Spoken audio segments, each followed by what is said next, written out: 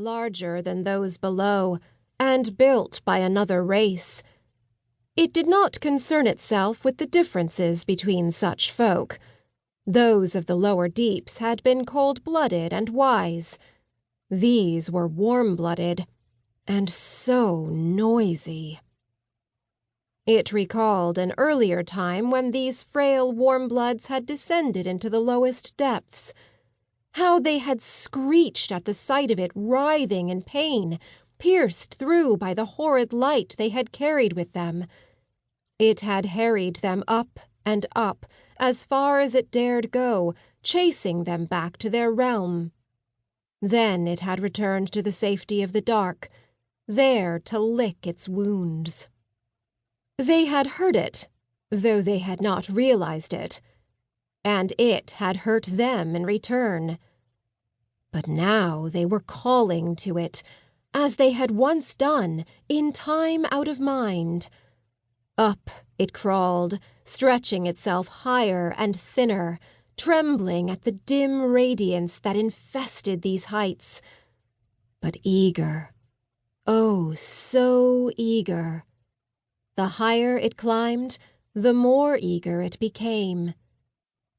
It had been so long since it had tasted a sacrifice, not since the days of the Creator. It recalled now when the Creator had departed. Not long after, the warm-bloods had descended into the dark with their stinging lights. They had come to find the Creator, whom they worshipped, and in finding him and his servants, had grown afraid. It did not understand fear, save in the most basic fashion. It feared light because light caused pain. But the Creator did not cause pain. So why, then, had they been afraid? Such questions slipped its mind almost as suddenly as they'd arrived. It had no use for the answers, at any rate. When it reached the city of the upper depths, it heard again the warm-blood song of fear. Light sliced the dark, as shrill sound split the silence. It avoided both, climbing higher still. And there, perilously close to the sky of stone, it found them, clad in the raiment of those who worshipped the Creator. The servants of mighty Tsathoggua, the sleeper of Nakai. The sacrifice knelt at the edge of a cliff, clad in iron, marked with the sacred sigils. The warm blood struggled and made the fear noises as it approached. But it was overcome by hunger and ignored this warning. Never before had the sacrifices shown fear. That this one did should have sent it fleeing back to the safety of the depths. But it was hungry, very hungry. Thus it persisted. It slipped about the sacrifice and inundated it with gentle grace, as was tradition.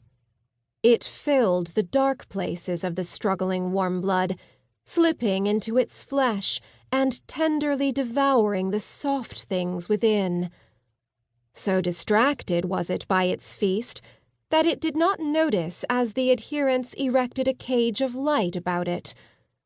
When it realized its peril, it had no place to hide, save in the meat husk of the sacrifice, even as they had intended. It burrowed in, retreating as the bars of light closed about it. The adherents, the false adherents, spoke words it did not know, but understood nonetheless. Words of binding.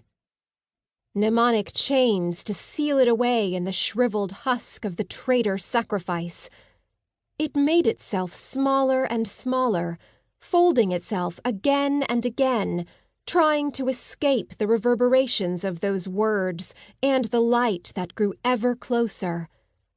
But it could not make itself small enough. In the end, it huddled in the hollow belly of the husk, compacted to the size of a seed. The husk shook as it was removed from the place of sacrifice and taken elsewhere.